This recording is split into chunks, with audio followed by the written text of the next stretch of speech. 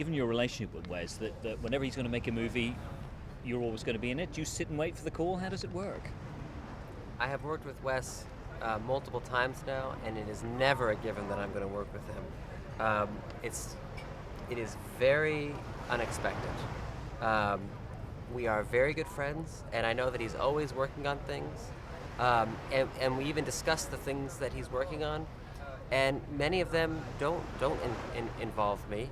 I am just happy for our friendship. I'm very thankful for our friendship, and of course I'm very excited if I'm put to work in one of his films and I can be of service.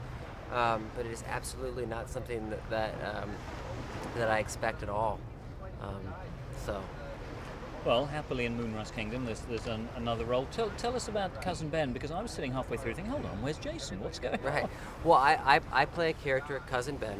I'm a scout, and basically the two kids in the movie are running away. They are in love, and they are running away, and they're being chased by these adults. And they are trying to get to Cousin Ben. Cousin Ben can get them off this island and get them to freedom. I sort of modeled it after Han Solo, if Han Solo was in Star Wars for like 6 minutes. Meaning, Luke needs Han to get him into the galaxy, to begin his mission. And when you first meet him, Han is in this bar, dealing with some pretty shady characters, but he's not afraid. He knows this jungle. He knows these shadows. He's been in this world. And he deals in a very special kind of currency. And I sort of feel like Cousin Ben exists in this movie in the same kind of way. He barters, he trades, he has honor, but he also works the night shift. That's interesting. You see, you see Han Solo. I saw more Sergeant Bilko, a man Really? who knows all the angles, and, Yeah. and the superiors think he's doing a great job, but he's Yes. got his own things Yeah. going on. Well, maybe it's a combo. Maybe it's Sergeant Solo. Not bad. I like it.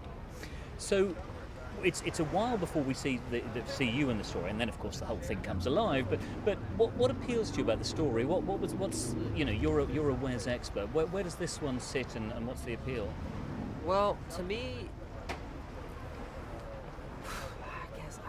I think to me, one of the things that Wes really does well, and there have been elements of it in almost all of the films, but really, like, in a very focused way in this film, is dealing with youth and young feelings and the complex feelings of being young, but doing it in a very, like, eye-to-eye level.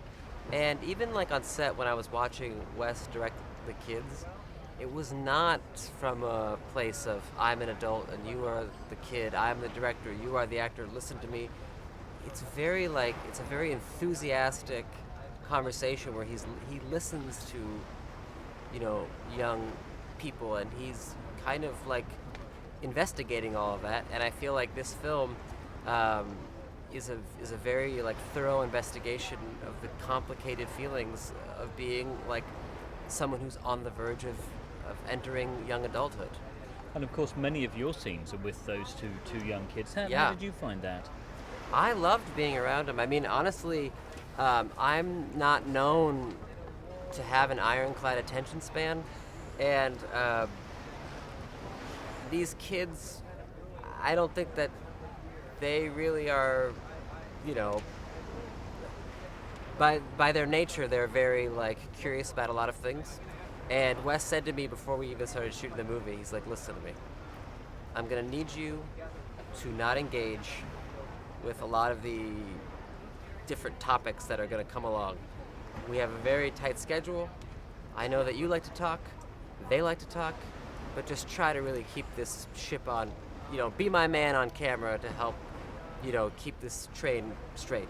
And literally, I'm sitting there, I have these aviator glasses in the movie, and I'm sitting there between like shots, just kind of gazing off, and they're talking about websites and this thing, and all I want to do is ask them about what they're talking about, but I made this promise to Wes that I was going to not interact and get off topic, and it was one of the hardest, it was very hard to do. It was like being told to go on a diet in a supermarket. It's as you say, it's a beautiful exploration of these childhood romances, but it's also just a very beautiful looking film. But Yeah. but Bob Balaban has rather distressed me. I thought the island looked gorgeous, the location looked gorgeous, but I gather it's the tick capital of the U.S. Oh, well, yeah. I mean, East Coast and specifically there, I didn't know it was the tick capital. But that's why that's why Bob Balaban is a badass. Because where I will just say there were a lot of ticks, Bob Balaban knows it's the tick capital. That's a badass MF right there. He knows it all. I love him. My wife and I, laid in bed last night, just talking about Bob Balaban. For hours. And then this morning in the shower, I was talking about Bob Balaban. I'll stop now. I'm very glad you did. But talking of your experiences in the shower reminds us we are here in Cannes. What's the experience like for you?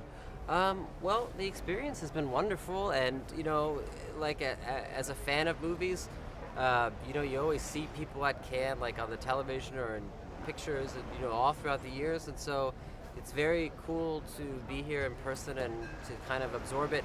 But on the other hand, it's sort of like one of these things that you really can't take it all in because it's just so big and beyond you that you just sort of have your own weird memories here and there of it. But it's beautiful and people seem excited, and I just love any place where people are talking about movies. You know what I mean? I feel very happy to overhear conversations about movies or people saying, "Oh, I'm going to go see this and go see this." So that's so cool that movies are exciting to people, and I like being in that environment. And it is also physically a beautiful place, and so it's really nice. Well, we're glad you joined us. Thank Enjoy you for it. having me.